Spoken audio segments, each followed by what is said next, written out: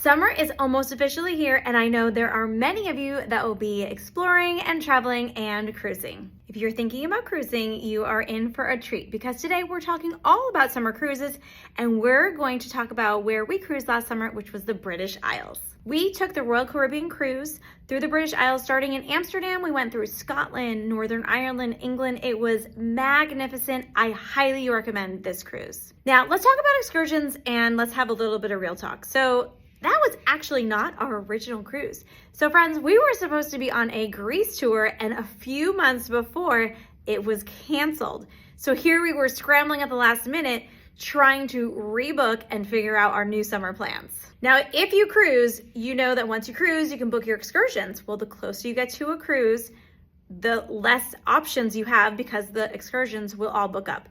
So here's what we did. We actually used Viator, and we talked about that last week. We have our Viator shop. So all of the tours that I'm going to mention were actual ones that we took that you can also book through the site. Now today we're going to talk about a couple of those tours that we did take, but I will tell you that this cruise definitely exceeded my expectations. It was absolutely stunning. The castles, the green rolling hills, the charming little towns. It was magnificent. So definitely, if you're looking for a really fun, adventurous cruise, definitely check out the British Isles. Now, when we cruise, we actually normally get to the port usually a day or two before. We did get there about 3 days before. It was a long trip to get to Amsterdam, and we wanted to actually have the opportunity, since we were going to be in a new city, to really have time to explore Amsterdam.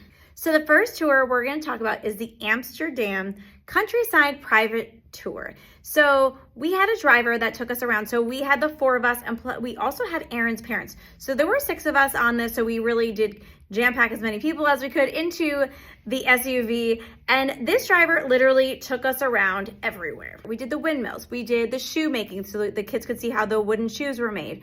We went to a cheese farm. We got to see some cows and learn how the cheese is made. So there was a lot jam packed into this day. Now, I will say that this is mainly, he is a driver. So if you wanted to go other places, I'm sure you could let him know. And they actually could accommodate wherever you wanted to go as well. They have like an itinerary. So we just went with that. It's not so much he's a tour guide. It is really more of having a driver for the day. And I will say it's a very long day. So rest up the night before because it is jam packed. Okay, now we're gonna head over to Scotland, and this was probably one of the best, if not the best tours that we had on our entire trip. Okay, so now we're in Scotland and we're doing the Scottish Highlands and Loch Ness private tour. Okay, once again, there's 6 of us. We have a private driver. Now this driver, he was a